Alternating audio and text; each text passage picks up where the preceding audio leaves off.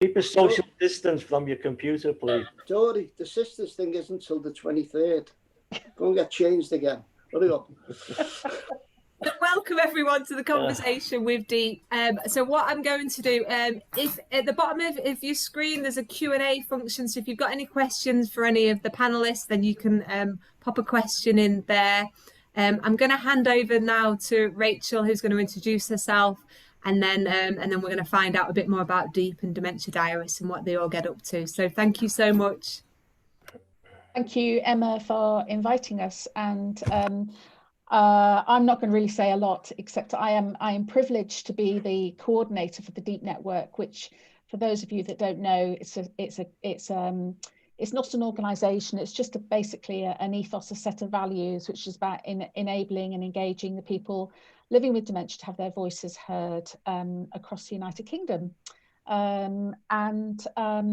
I was very privileged to take up this role maybe 4.5 years ago, and I had to invite Tommy Dunne onto this Zoom meeting because Tommy was on my interview panel, and so I've got to keep it sweet. I still owe you a £5. So I'll be around for any kind of questions that you might have about the Deep Network and Dementia Diaries, but I'm going to hand over to these 5 wonderful people who have kindly agreed to be here today. So without further ado, over to you, Sir Tommy. Oh yes, Tommy. Thank you for that, Rachel. Hi everybody. I'm Tommy Dunne, and I was diagnosed with early onset Alzheimer's on the 19th of the 12th, 2011, which just happened to be my wedding anniversary. I've told the wife I don't want any more surprises like that in future. The worst present she ever got me that. But I never realised what a lonely place having dementia could be, and that I would be stigmatised for having it. It was therefore great to find Deep. Deep is like a lighthouse shining in the hopelessness that is dementia. Through the Deep groups, I've learned to laugh again. In fact, the friendships I've made from within the groups is like living in a comedy script, especially with my great mate, Paul Hichmo. It's great to have people laugh with us, not at us. Dementia Diaries is like having a confidential friend, close friend that you can talk to at any time during the day and get off your chest what you're thinking about. I know that the diaries are like a time capsule, capturing exactly how I feel and thinking at that exact moment. These are experiences that could have been lost forever, but Dementia Diaries allows me to share them with my peers, our carers, and more importantly, with those that want to learn. I know that the experiences that my peers share show people that they are not alone. As I've already said, they also act as a great reference for people to learn from.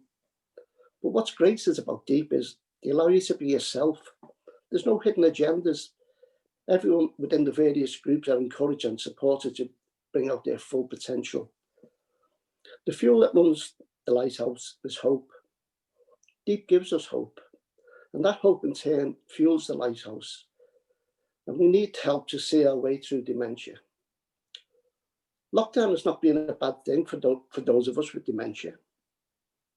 That may seem strange. It hasn't, because it's shown society what it's actually like to be socially isolated, something my peers have always had before the pandemic, something we've had during the pandemic. And unfortunately, it's something that we will have after the pandemic. It's nothing new to us to be socially isolated. We've just got to do something about it now. I'll give you one of my little Christmas cracker jokes now before I hand over to Dory. Do you know the best Christmas present that you can give this year is a broken drum? You can't beat it. Good on. I'll now hand over to Dory. Dory's named after the fish. Yeah, my name's Teresa Davies, really, but I'd rather be called Dory, after the fish with the short-term memory loss. And I was diagnosed at the age of 59 with early onset Alzheimer's. I live in Flintshire, North Wales. And before I got involved with the Deep Network, I did feel alone and depressed and thought I was the only one at 59, you know, younger than 80 with dementia, and thought my life was over. And then I got picked up. I got involved with the Deep Network and was picked up on the corner of a pub to go, and I didn't have much confidence, but being in the Deep Network and meeting all these lovely peers and all these other deepers has given me confidence. And I'm part of the Zoomettes now, which is, I just look forward to Mondays if I can help it. I never miss. We're a group of ladies, and the men have one as well called the Menettes. And we just support each other, and we can have a laugh or cry and just support each other. And we've all become great friends. And even out of Zoomettes, all the people in the Deep have become friends. And I like to describe Deep as we're all unique and beautiful, but together we're a family. And that's how I feel, even when we haven't met through Zoom, we all become a family. And the diaries, listening, and because I live alone and I've got no one sort of there to talk to, I can pick up the phone or my voice recorder and speak into the diaries. And you can also transcribe them as well if there's any little transcriber fairies out there. You can just click on Dementia Diaries, and it takes about 10 minutes to transcribe. Anyway, I think without Deep, I'd be lost really.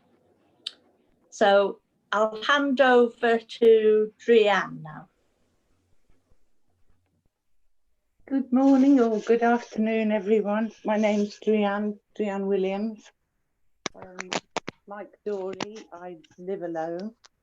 I'm not only isolated through dementia, but also I live in quite a small village, so I'm isolated physically. The only living relative I have is my son. And just so you can see that nothing is contrived, you must forgive me because I do lose my words occasionally. My dear friend Julie bought me this book, and it's to write down my thoughts. And so I'd like to read to you February 2017. This is the real McCoy.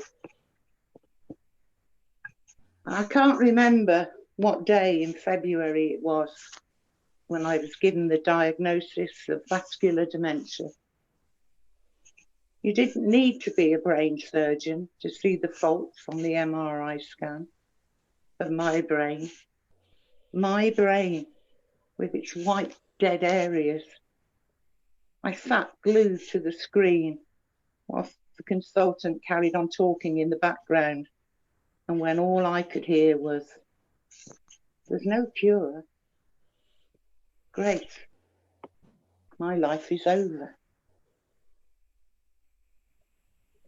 I fell into the deepest, darkest hole that you could ever imagine. And I think, you know, the majority of you will all be nodding your heads the same, because there is no immediate support for you when you're given that diagnosis.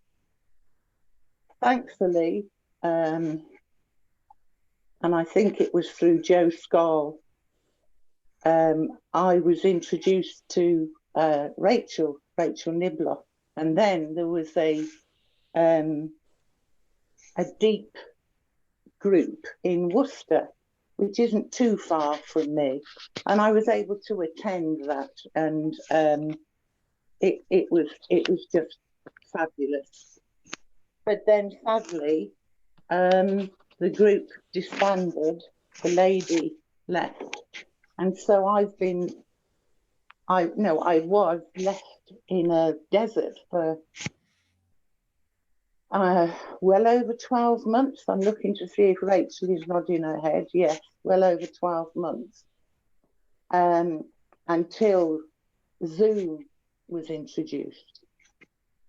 Now, I'm going to tell you straight, and it's even in my care plan, that I was a retired professional woman. I worked in physiotherapy for the NHS for many, many years.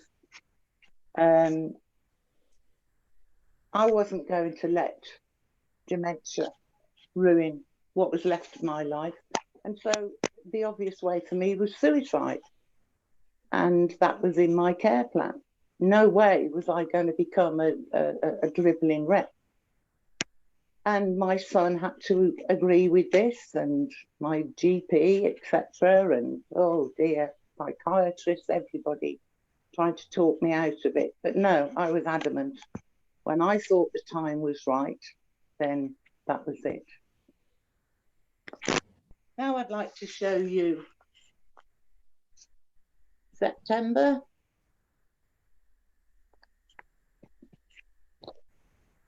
When I was first diagnosed with vascular dementia in 2017, in the blink of an eye, I decided my fate, suicide. I wasn't going to let this disease rob me of my brain, my speech, my dignity. I had no future, just a steady decline into a vegetative state. 3 years on, words escape me, speech occasionally leaves me, fear of the world outside terrorizes me, but I'm alive. I have a future. What's changed? Deep. Deep has changed me. My dementia friends, my real but virtual friends, they have given me hope, albeit by Twitter, Facebook, email, WhatsApp, and Zoom. A small group of friends, mainly ladies, 2 gentlemen, each diagnosed with a form of dementia in different stages and all of different ages.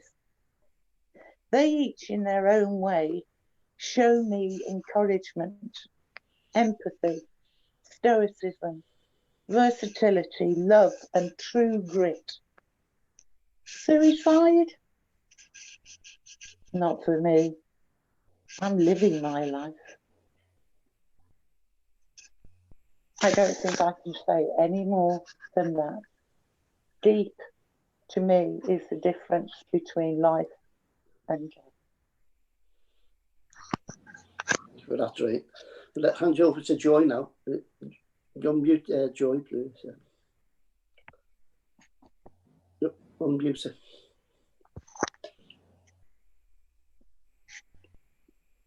Thanks, Dreane. That was just so heartfelt. Thank you for being so honest with everyone.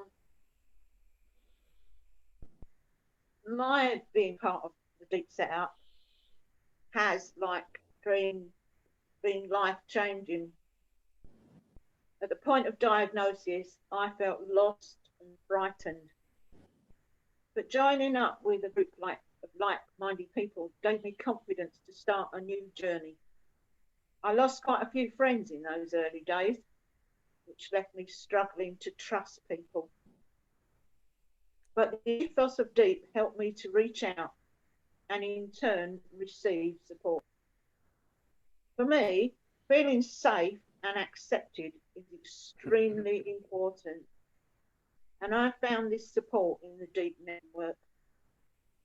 The friends I've made over the past 6 years have given me hope.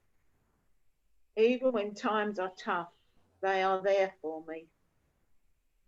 Having said that, some groups are more productive than others. I've actually been a diarist for some years. It's been good to be able to express how I'm feeling on any said day. My dementia is deteriorating to the point where I'm unable to remember if I've done a diary or not. So I was getting upset at the thought of having to give up doing my diaries. But the team wasn't about to give up on me. They devised a plan where someone from the team contacts me regularly with a gentle reminder. Sadly, some organisations don't look for solutions to problems arising from dementia symptoms. As I said earlier, Deep's ethos is about hanging in there through the good and the not so good. That's what I like about being part of the Deep family. Thank you, Joy. Hand you over to Paul now. Well, thanks, Tommy. Anyone wants to go to the toilet now is a good time to go. Right, I'll see you in a minute. Well, welcome everybody to the seminar. Yeah, my name is Paul Hichmo. I'm 69 next birthday. Oh no, you're not. I am, honestly. So I've been a member of the Deep now since I got diagnosed. And Dementia Diaries about 6 years ago. In actual fact, I remember the first day when Paul Miles come up to Liverpool from London, and we were discussing the whereabouts of how it all would work with the phones and everything. And I thought to myself, "Now this is never going to work." This and anyway. So, but when I got my phone, I was never. We all got little white phones and what we wore around our neck, and I was never off it. I was sitting in the pub and I'd be talking into it, you know, pretending I was a spy and all that kind of stuff. But so that's how things worked out. And of course, all the accolades, what everybody has said today about Deep are very true and heartfelt, I think. Myself included in understanding those accolades, because yeah, you know, not to put too fine a moment on it, but when you get diagnosed, you really do. I mean, it's, you know, it's like getting shot in the heart. It's terrible, you know, for men and women. So, but there's when you come out of that and you realize that there is help out there and you can reach out, and your life isn't over. It's not the beginning of the end. It's the end of the beginning of your last life, and then you move into your new life, you know, with help of people. And that's where the Dementia Diaries was very. I used to focus on that a lot in the old days, because, you know, I was talking, and then we could read them back on not eBay, on our computers. So there was a way of keeping in touch with each other, with other groups as well, which was good. And I think Tommy and I have always had, I mean, from that point onwards of getting diagnosed, we've always been supported by Deep, and we've been funded by Deep as well. And in our the stuff that we do with transport, etc., which was great. They're actually the only ones, the only group who's ever done that, and we've been going a long time now with you know, as our volunteer, the third sector, as it's called. So we do it. Sometimes we've done Zooms all day, and then we've been out talking. It's really really tiring, but I think when they got the funding off Deep, it made life a lot easier from the point of view of having an administration wing of our little thread organisation then. But getting back to, we've always liked a lot of fun, and we've always kept that up during the last few years. We've done that many things. I'd just bore you with them all. You wouldn't believe what we've done. You wouldn't believe what we've done with the help of Deep, and there's that many highlights. It's just, I can't explain. So just to say, it's been a very influential part of my life and Tommy's life as well. So, and hopefully it will continue into the new year and onwards. But can I just get one story that was missed during this little transaction?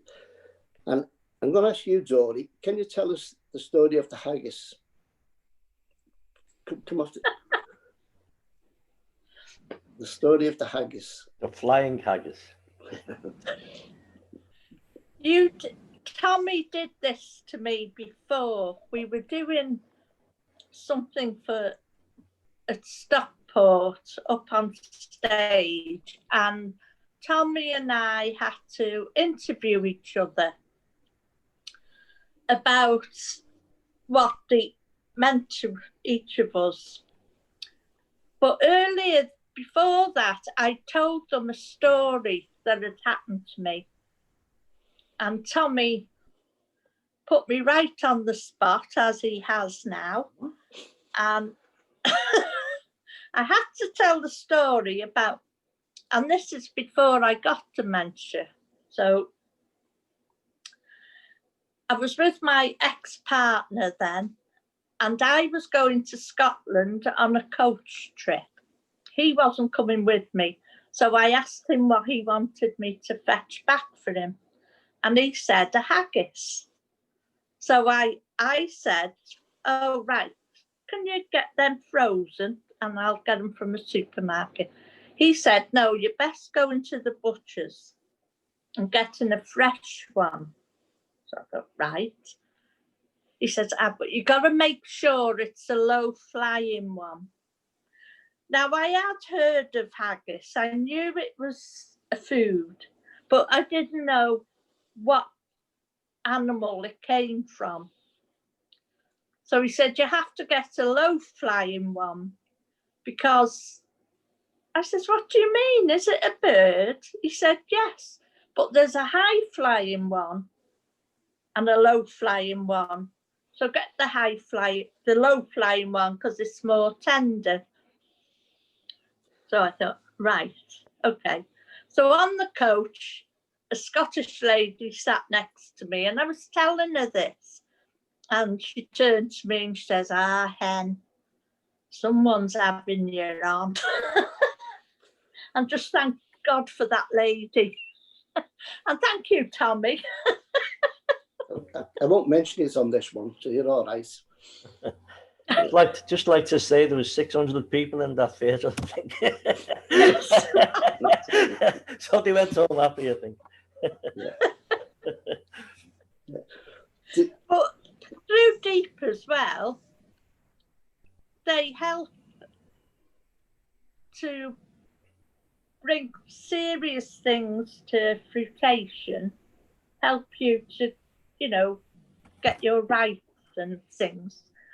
But you also, they just help you have such a great laugh as well by bringing us together. And we do have great laughs. And I think it should be prescribed. Deep should be on prescription. Well, yeah, just to endorse that. Yeah, we've got some fantastic fun together. And the thing is, when we did, it gives us a focus. There's something to get out of bed in the morning and do things, which is very important. Otherwise, you're sitting in the armchair looking at the TV, which is no good to anyone. You've got to get out and about. But I really enjoyed the gatherings. I hope we can get back to it next year after lockdown and all meet up again and have more fun. Yeah. As Deep groups, we've a lot of work to do when lockdown actually does finish, because I think that before lockdown, people with dementia were on a bike cycling towards the end of their dementia. When lockdown came, they put us all in a fast car on a motorway towards dementia. Now, what we've got to do, we've got to get those people out of those fast cars at the end and teach them how to ride a bike again and how to go along and take in the scenery as they're going along. Unfortunately, some of our peers will not be able to get out of them cars because they'll have been left during social isolation and they'll have deteriorated that much. Because when you think there's 850,000 people living with dementia and a third of them live on their own, you know, that's a lot of lonely people out there, you know, with no one to come and help and support or know how to support in the right way. Deep has taught us how to deal with our peers. It's shown us that humour is the best way that we can communicate with people. We truly are the only ones that can have empathy with our peers because we actually know what it's like to live with it. You know, it's not like someone saying, "Oh, it must be terrible for you," because, you know, if someone says to me, "How would you describe it?" I said, "Well, think of your worst nightmare and quadruple it and then double that." I said, "You wouldn't even come close to describing what it's like to have dementia." I said, everyone with dementia that stands up and talks about it is a very, very strong person because it takes a lot of courage to get up and stand there, you know, and say, we live with this. But it takes more courage to sit there and listen to a person talking with dementia and then go out and do something about it. Paul? Yeah, you're right what you say, Tommy. Yeah, getting back to that focus.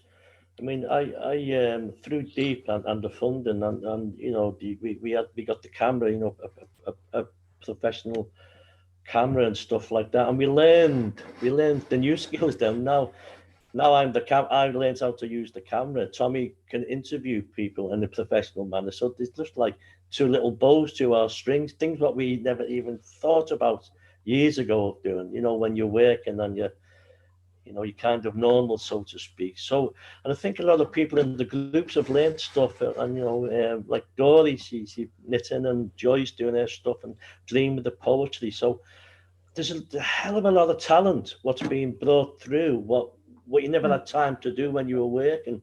But once you've settled down after diagnosis and you realize that, yeah, I can do this thing, and you get interest, it does give you the big focus to get off your backside and you know, and achieve things in your life. And I believe that that'll give you the longevity as well, you know, over the course of dementia, so you have more time to enjoy life. Yeah. Take Dory and then Dreane. Dory first. Yeah, a lot of people think people with dementia can't learn new things. Now, through the Deep Network and innovations of dementia, there's some very talented people living with dementia, and they've been putting sessions on. Now, I couldn't draw at all.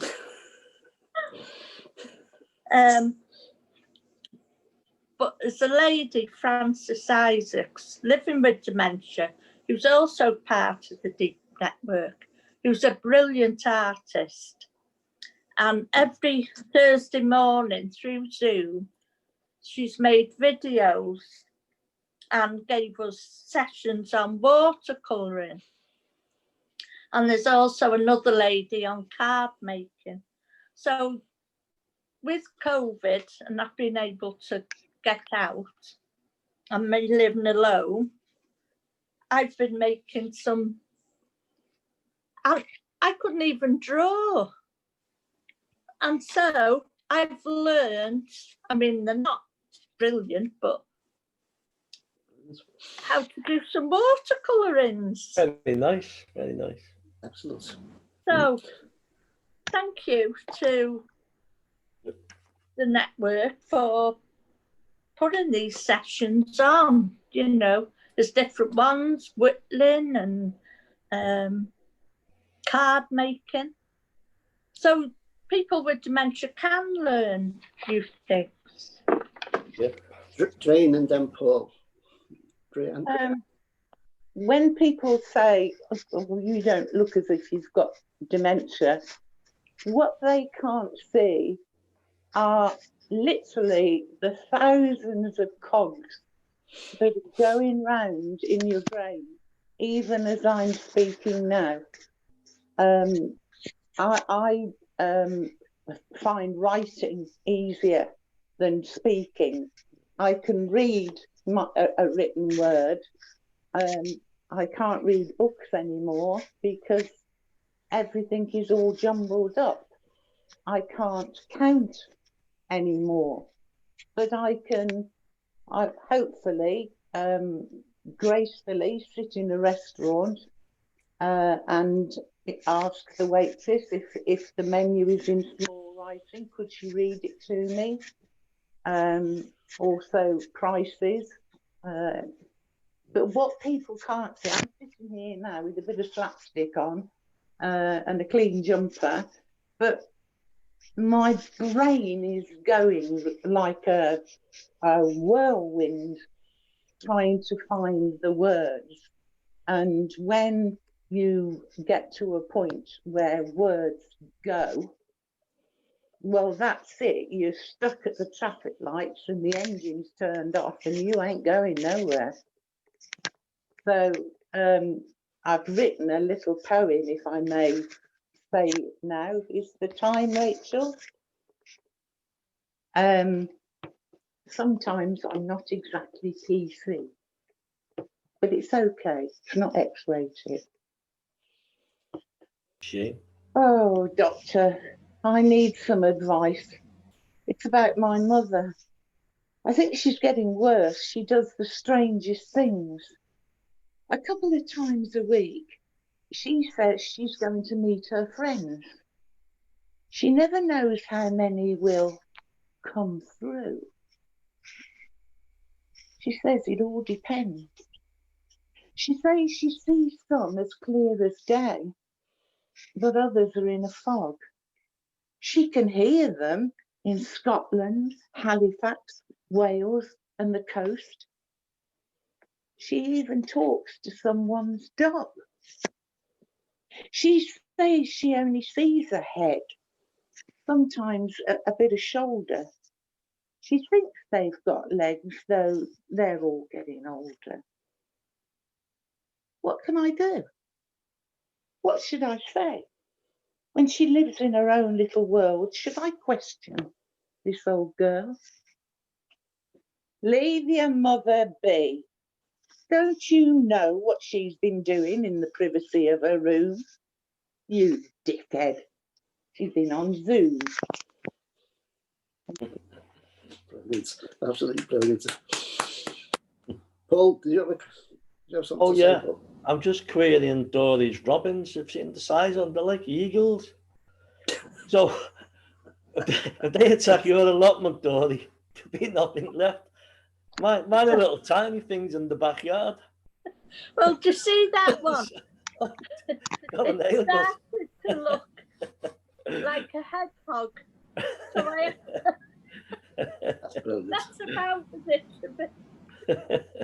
We've got Joe? many fat Yeah. birds in Wales. I'll let you know. Well fed, very well fed. Joy? Yeah, just another thing that's come to mind that really I value about the Deep Network is we're encouraged, we being those of us living with the disease, we're encouraged to do things ourselves. This seminar, whatever it's called, is a case in point. We have been asked to do and to think the things and get across the things that are important to us. We're not being overseen all the time by someone saying, well, you need to say this and you need to say that. So for me, that is a value that I really appreciate, being encouraged but supported at the Dreane same. and Paul. Can I just add, joking apart, lunchtime, felt like tomato soup. So I opened the tin. I like it with toast. So I put the toast in and I went to get the tomato soup. And the tin was in the saucepan and the tomato soup was down the drain. I go to make coffee because I like coffee, and the kettle was bubbling like mad. There was all white bubbles coming out of the kettle because I filled it with milk. Now you have to laugh at yourself, but inside you're crying. You really are crying. So when people look and say that you look well, or you know, every single one of us, I must say, apart from the two facilitators, but the rest of us do look really well and smart. I mean, one's using a puppy to take, you know, notice away from her. But anyway, we're inside when we make mistakes, we're crying. Believe you me, we're crying. And a painted smile. Exactly, Tommy. If we can portray to you that there's nothing wrong with us, well, we're doing a bloody good job. Dory. Yeah, the other week I was doing. Oh, the dog's gonna start barking in a minute. Oh no, she's not. I was doing breakfast, and I put the muesli in the bowl, and then I put the blueberries in my coffee, and then I put, instead of yogurt on the muesli, I put mayonnaise. Very nice. But what it all went in the bin. I started again. But I think if you can laugh at yourself, people won't laugh at you, they'll laugh with you. Mm. And I'd rather people laugh with me than laugh at me. So, yeah. We go to Paul and then let's ask Rachel on the time. Yeah, it's right what you say there. Yeah, I cried for a week when I poured my last bit of whiskey and lemonade and ice. Couldn't wait till I poured it down the bloody sink. Yeah, but that was it. cried all night, couldn't sleep. But getting back to what Joy said before about doing things for yourself and all that. I think the advantage of us being in the deep group is, if you don't mind me saying this, Rachel, we never get mithered. We're left once we're up and running and we're set and we're going on the road, then we have to think things out for ourselves. And you know, although you're at the end of the phone if something's not going right, or we can ask the question. But I like that because I like to be independent and try and do the best thing you can. I'm sure we're all the same here. So I like that aspect of not getting phoned up every 5 minutes and what you're doing, this, that, and the other. Like, you know, that's just a thing of mine. Yeah. Dory. Yeah, I just saw something pop up about what does DEEP Keep it to yourself, for.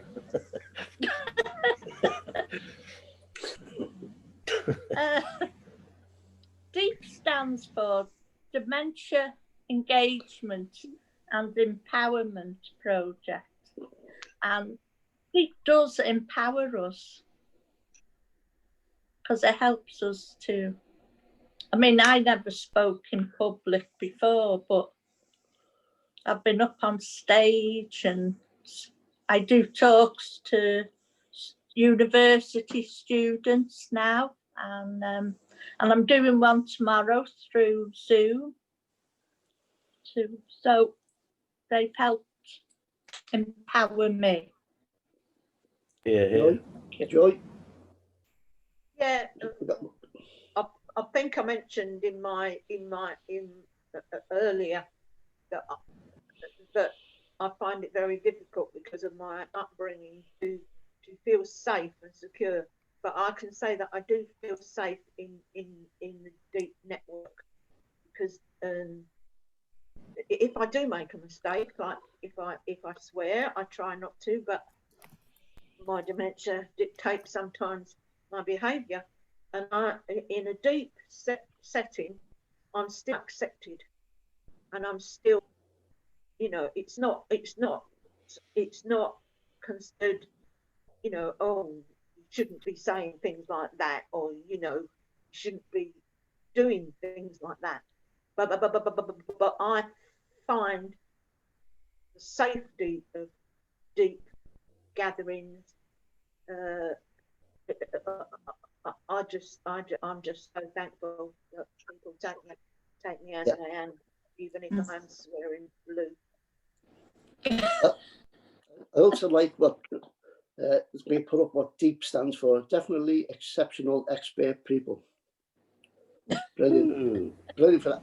That was put up by one of our listeners, and very, very good. But Dory. Yeah, I'd also like to, there's so many things DEEP do. It would take a year to say, but before lockdown,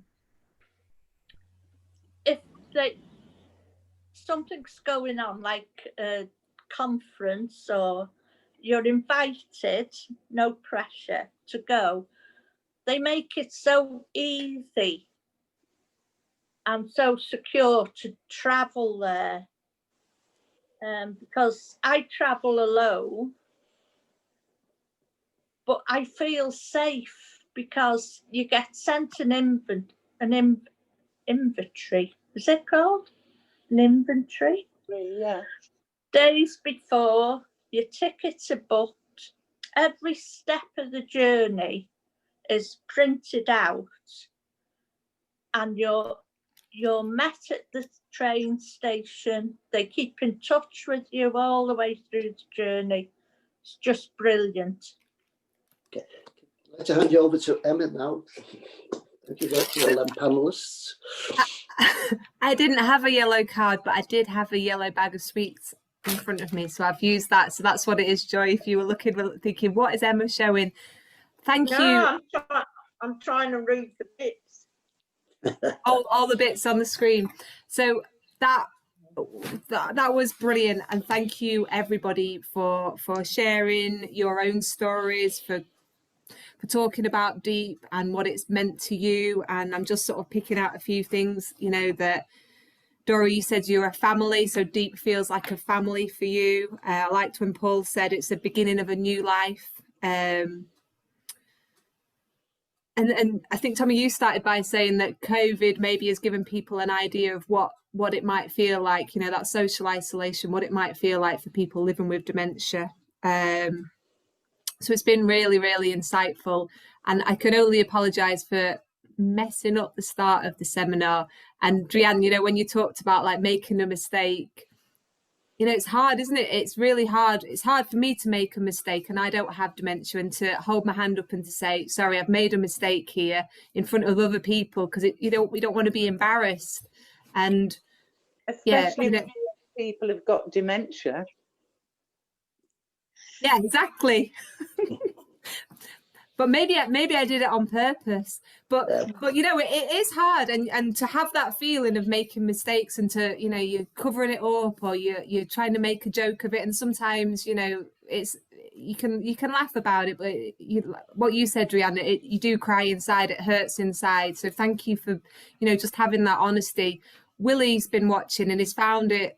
He's put a few comments up, and one of them is, I'm in the middle of being diagnosed, but do know I have atrophy. Already some folk are telling me I can't have dementia, that my problems are due to other things. How should I respond? I can't think of a more perfect panel to ask than you guys.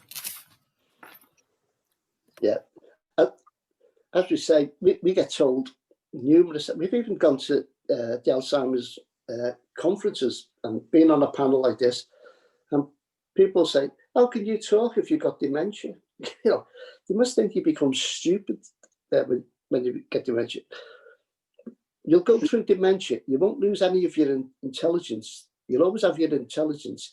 You may lose the ability to communicate sometimes. And that's what the frustration is in us.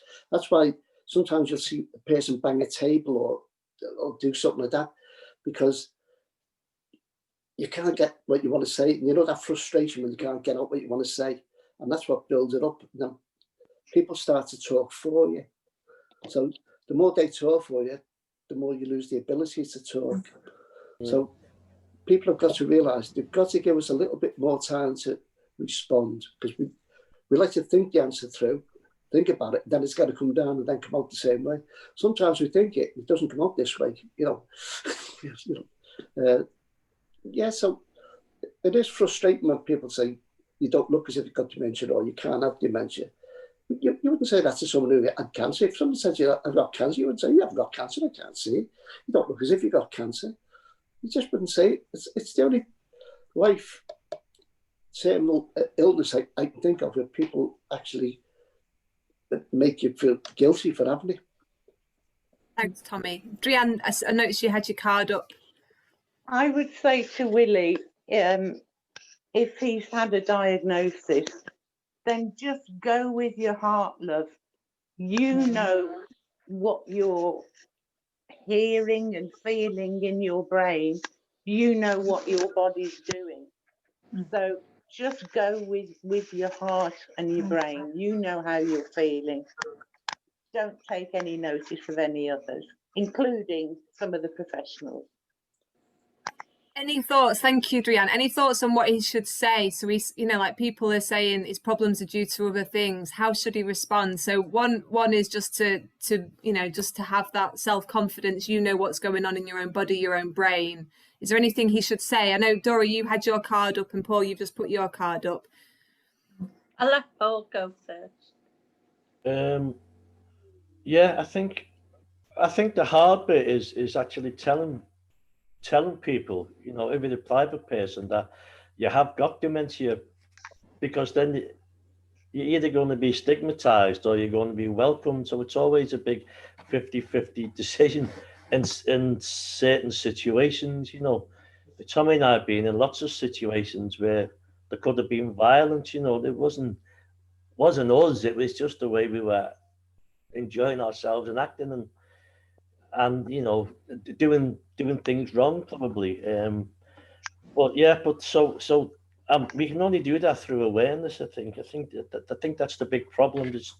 There's no government help or not a great deal of funding to get that across to the general public, and I think that's one of the big main causes of people not understanding how the invisibleness of the disease. Yeah.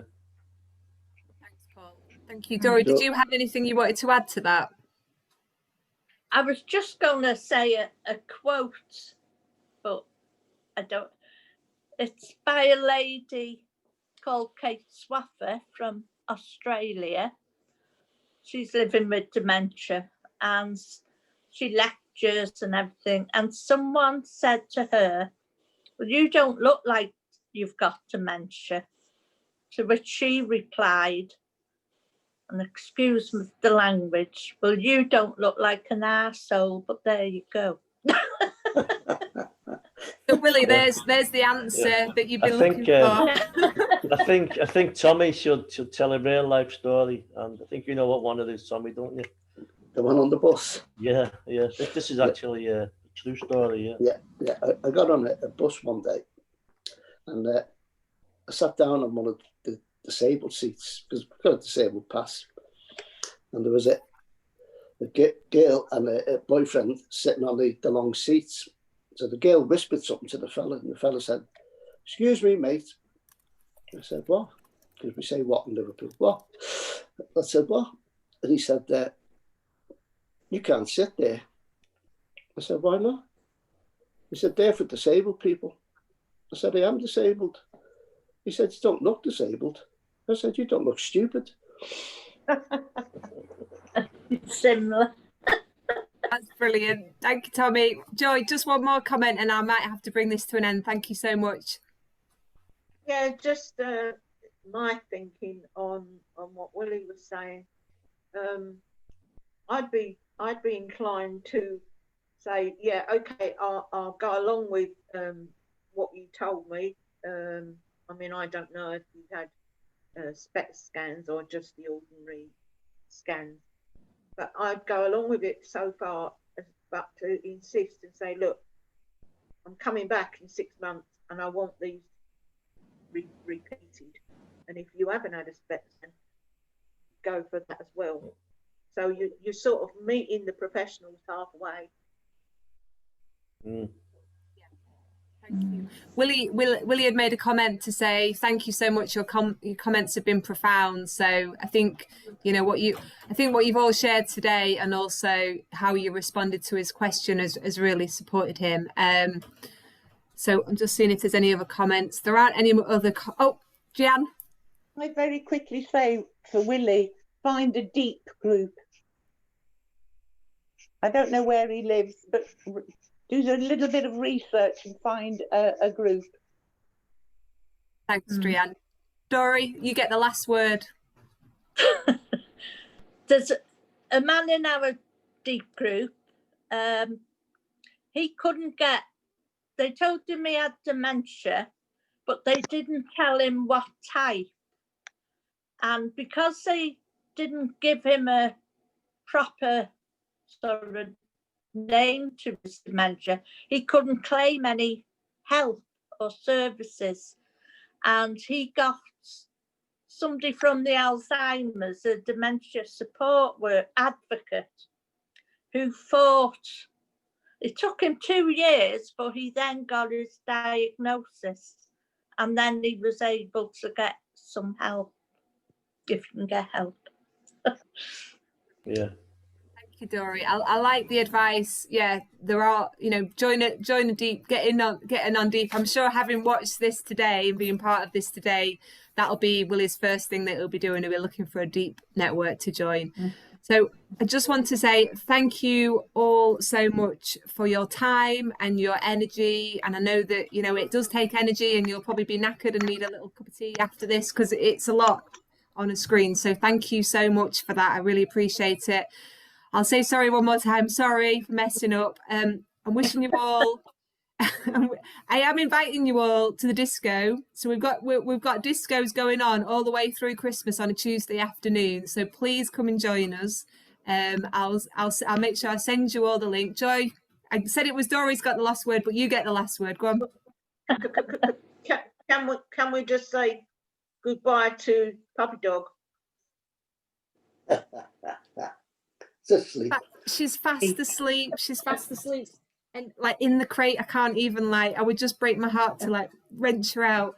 I've got the puppies asleep there. I've got one cat knocking on the back door, one cat knocking on this door. They're driving me crazy. But we'll see Puppy again. So if you come to the disco, you'll see Puppy. Go on, Dory. I don't have the last word. Can I just thank you all for listening to us, and for the invite, and thank you for Deep. Thank God for Deep. Thank you. And all have a Merry Christmas. Rachel, do you want the last word?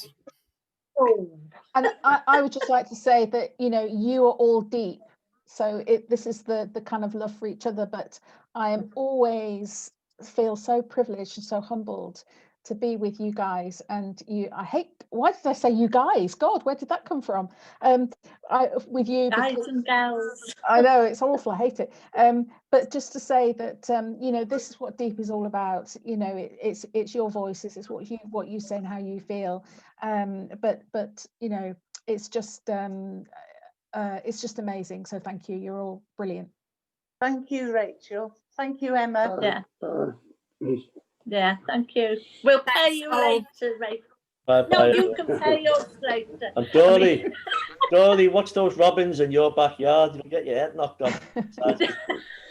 So, Tommy, I think it was Tommy who started by asking about or mentioning a transcribing fairy. One of your transcribing fairies has been watching this and said, thank you so much for great discussion. So thank you for sharing that, Rachel. And it is one of your fairies. So Merry Christmas, everybody. I will be, you guys, in fact, anybody who wants to come to the disco, you're very welcome. Joy's wishing Rachel luck with her dental work and her toothache. I hope you're all okay. Take care, everyone. I'm going to end it now, which means that we will all just go off the screen. So thank you, All right, everybody. thank you. Oh, Bye-bye. Thank you. Thank you. Bye.